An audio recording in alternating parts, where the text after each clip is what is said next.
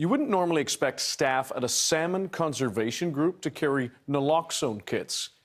But that's the new normal for the Watershed Watch Salmon Society. It had to cancel plans to clean up a site frequented by drug users in Pitt Meadows because the city warned its volunteers they might suffer accidental exposure to fentanyl. Our Tina Lovegreen has more. It's certainly not what volunteers or organizers were hoping for. The expectation was they'd come down to the Katzie Slough and clean up garbage and debris that's been scattered around the area. They were even prepared to pick up needles. Well, 2 years ago we did do a cleanup and we found 32 needles in this area, which is up from the previous year where we got only 5. So there was already an increase, but we were very careful with how we dealt with those needles 2 years ago. However, this year we had the additional concern of fentanyl.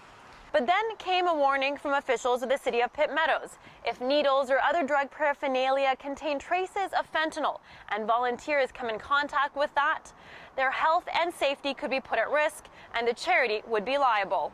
There is now the additional risk of fentanyl and accidental ingestion or contact with fentanyl.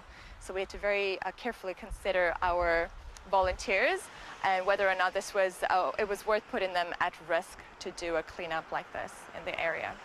The organization decided to call off the cleanup, but now it's prepared to face the new dangers that conservation brings.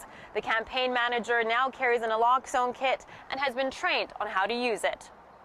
Having to deal all of a sudden with needles and fentanyl and naloxone and the whole situation there really hits so much closer to home than ever before, because I suddenly realized how these social issues are so much more interconnected with our environmental issues, and people who don't have a safe space to use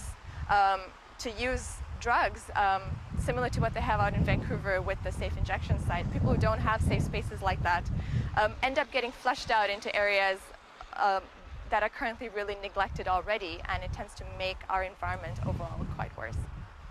Another charity, the Fraser Riverkeeper, has also canceled plans for a school cleanup program in Chilliwack based on similar fears.